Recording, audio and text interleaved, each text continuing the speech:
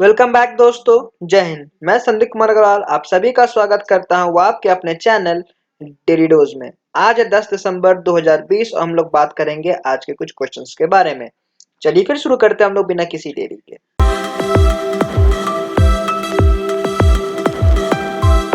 पहला सवाल है, when is international day of commemoration and dignity of the victims of the crime of genocide end of the prevention of this crime is observe.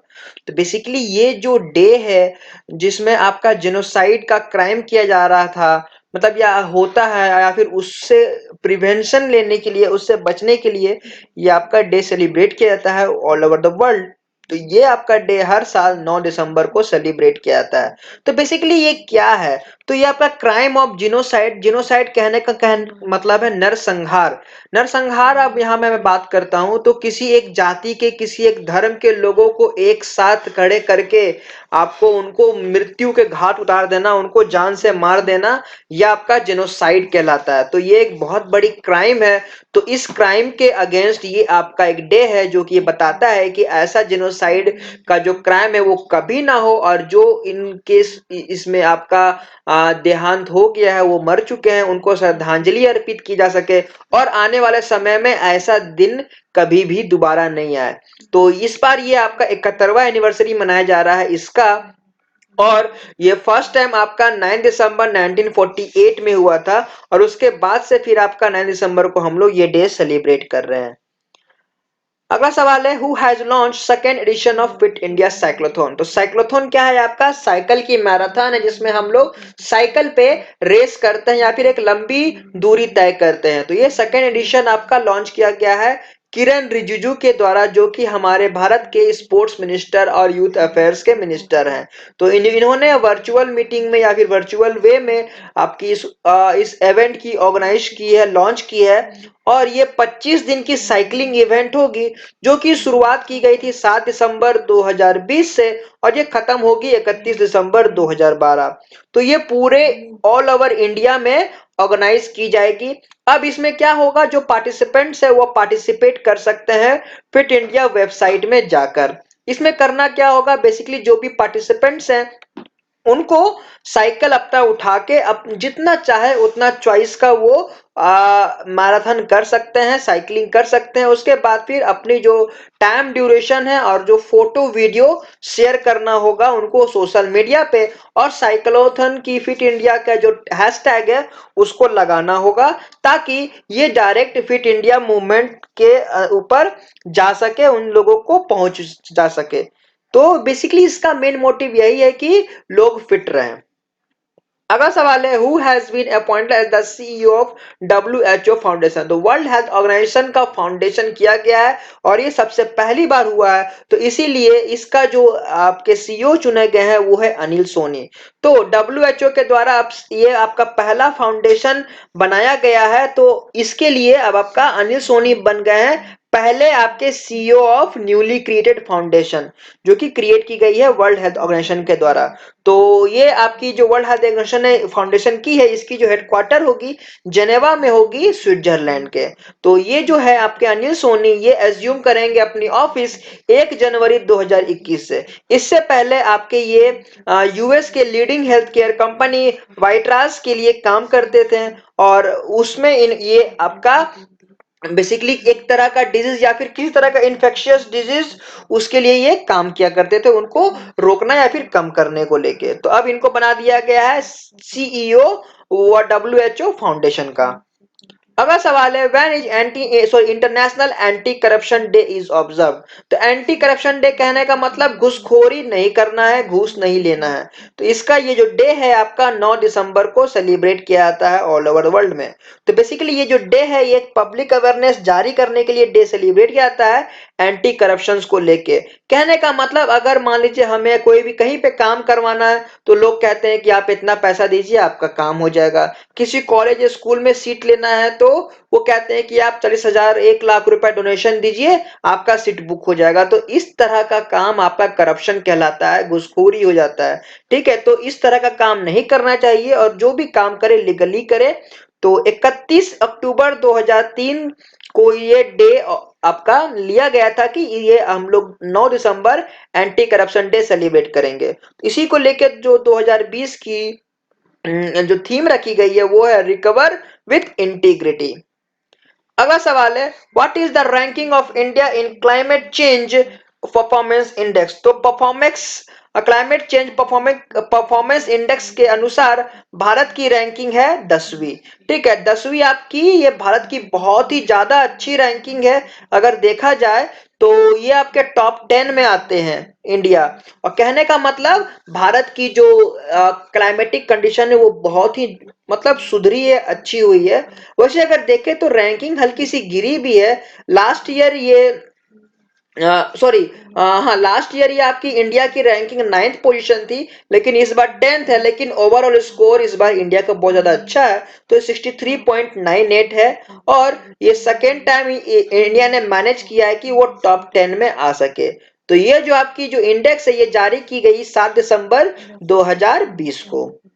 अगला सवाल है what is the new length of the world's tallest mountain peak Everest. तो दुनिया की सबसे ऊंची चोटी mount Everest है। तो जैसा कि हम लोग जानते हैं कि इसकी ऊंचाई 8,848 मीटर है, लेकिन अब इसकी ऊंचाई कुछ बढ़ गई है। तो क्या है नई इसकी आपकी आपकी मतलब हाइट, तो ये है 8,848.86 मीटर। कहने का मतलब लास्ट टाइम अगर देखें तो 1954 में इंडिया के द्वारा इस माउंट एवरेस्ट का मेजरमेंट किया गया था, और तब पता चला था कि ये दुनिया का सबसे ऊंची चोटी है माउंट एवरेस्ट। तो अब जाके चाइना और नेपाल ने ज्वाइंटली एक एक्सरसाइज करवाई है, आपकी एक सर्वे करवाई है इस माउंट एवरेस्ट की हाइट को नापने के लिए। तो उसमें यह पाया गया कि इसकी जो हाइट है वो 86 सेंटीमीटर बढ़ गई है।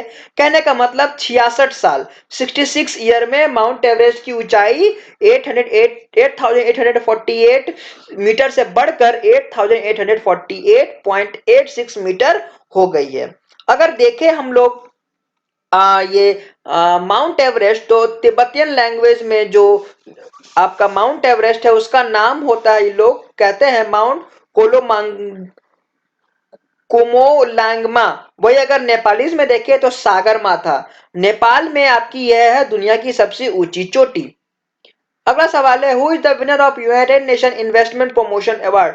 तो United Nation investment promotion award 2020 का विनर कौन है, तो यह है आपका इन्वेस्ट इंडिया। इन्वेस्ट इंडिया आपकी भारत की एक एजेंसी है जो कि आपकी इन्वेस्टमेंट प्रमोशन एजेंसी है भारत की। ठीक है, तो इसको मिला है आपका United Nation investment promotion award 2020 का। तो ये आपकी जेनेवा बेस्ड आपकी United nation conference on trade and development ने अवार्ड किया है इसको, इन्वेस्ट इंडिया को। तो इन्वेस्ट इंडिया जी है जो है आपका, ये आपका 180 ग्लोबल इन्वेस्टमेंट प्रमोशन एजेंसी में टॉप नंबर पर आई है। और वो भी इसलिए क्योंकि इसने बहुत ही आउटस्टैंडिंग अचीवमेंट्स हासिल किए हैं और अच्छी से अच्छी प्रैक्टिसेस किए हैं, इसलिए इसको प्राइज मिला है। अगला सवाल है from which state two new cities are listed in UNESCO world heritage. तो वर्ल्ड हेरिटेज में भारत का कौन सा ऐसा राज्य है जिसमें से कि दो नए हेरिटेज सिटी को लिस्ट किया गया है, अपनाया गया है, तो यह है आपकी मध्य प्रदेश। मध्य प्रदेश की दो हिस्टोरिकल सिटी है ग्वालियर और ओरछा, वो दोनों मध्य प्रदेश में है। तो इसको यूनेस्को ने इंक्लूड किया है अपने वर्ल्ड हेरिटेज सिटी में, its world heritage cities programme के अंदर। तो बेसिकली ग्वालियर क्या है आपका, ग्वालियर आपकी 9वीं सदी में बनी थी, और ये इसमें रूल किया गया है बाय द गुर्जर पटिहार राजवंश, तोमार, बघेल, कोछवाहो और स्किंदियाज के द्वारा। अगर देखें तो इसमें आपकी सैंडस्टोन प्लेट्यू और कई सारे मेमोरियल और फोर्ट या फिर महल भी हैं। कुछ फेमस प्लेस अगर देखें अगर ग्वालियर की, तो वो है सन टेम्पल, जल विलास पैलेस, मेमोरियल ऑफ तानसेन और टिगरा डैम। ये अगर ओरछा देखे तो ओरछा का मतलब होता है हिडन प्लेस, मतलब छुपा हुआ इलाका या फिर छुपा हुआ आपका महल। ठीक है, ये आपकी 16वीं सदी में बनी थी under the kingdom of Bundela. और यहाँ के कुछ अगर फेमस चीजों को देखे तो वो है आपके राजमहल, जहांगीर महल, Ramraj temple, Rai Praveen Mahal and Lakshmi Narayan मंदिर। तो ये दोनों को लिस्टेड किया गया है। अगला सवाल है who has crowned as the world athlete of the year. तो world athlete of the year का खिताब दिया गया है मेल और फीमेल के लिए। तो ये हैं आपके यूलिमार रोजास और मोंडो डुप्लेंटिस। अगर फीमेल में देखें तो फीमेल में आपको दिया गया है वेनेजुएला के ट्रिपल जंपर यूलिमार रोजास को। वही अगर मेल में देखें तो ये है स्वीडिश के पोल वॉल्टर मोंडो डुप्लेंटिस। मोंडो डुप्लेंटिस आपके यंगेस्ट है, अब तक के सबसे यंग, सबसे कम उम्र के आपके ये एथलीट बन गए हैं जिसको world athlete of the year का खिताब दिया गया है। और ये मात्र 20 साल के हैं। इन्होंने लगातार 2 रिकॉर्ड तोड़े हैं आपके फरवरी के महीना में और सितंबर के महीना में। वही अगर रोजास की देखिए, रोजास ने ब्रोक किए हैं आपके world indoor triple jump record, वो भी लीप से आपका 15.43 मीटर फिनिश किया इन्होंने शॉर्टहैंड 2020 के सीजन में। और ये 4 बार अनडिफिटेड रही है ट्रिपल जंप कंपटीशन इंडोर और आउटडोर में। ठीक है। अगला सवाल है name the sport to which Parthiv Patel associated with. तो पार्थिव पटेल कौन सा स्पोर्ट खेलते थे? ये आपका खेलते थे क्रिकेट। ये आपके क्रिकेट के विकेट कीपर बैट्समैन रह चुके हैं। तो इन्होंने अपने इंटरनेशनल करियर से रिटायरमेंट की घोषणा कर दी है। तो ये 35 वर्षीय लेफ्ट हैंडेड बैट्समैन जिसने अपना ओडीआई डेब्यू 2002 में किया था और अब तक इन्होंने 25 टेस्ट, 38 ओडीआई और 2 टी20 मैचेस खेले हैं इंडिया के लिए। लास्ट टाइम अगर ये देखें, अगर इन्होंने अगर इंडिया की जर्सी पहनी थी वो 2018 में पहनी थी अगेंस्ट साउथ अफ्रीका, जो कि टेस्ट मैच हुआ था जोहान्सबर्ग में। अगर देखें इनको लेके तो ये कई आईपीएल में भी इन्होंने रिप्रेजेंट किया है फ्रेंचाइजी को। और साथ ही साथ ये यंगेस्ट आपके क्रिकेटर अगर देखें विकेट कीपर हैं, ठीक है, जिनको 17 साल में ही इंडिया की जर्सी दे गई थी इंटरनेशनल लेवल का। तो इन्होंने संन्यास ले लिया है। तो बस यही हमारे आज के कुछ क्वेश्चन। आई होप ये सेशन आप सबके लिए हेल्पफुल होगी। आज के लिए बस इतना ही। Thank you.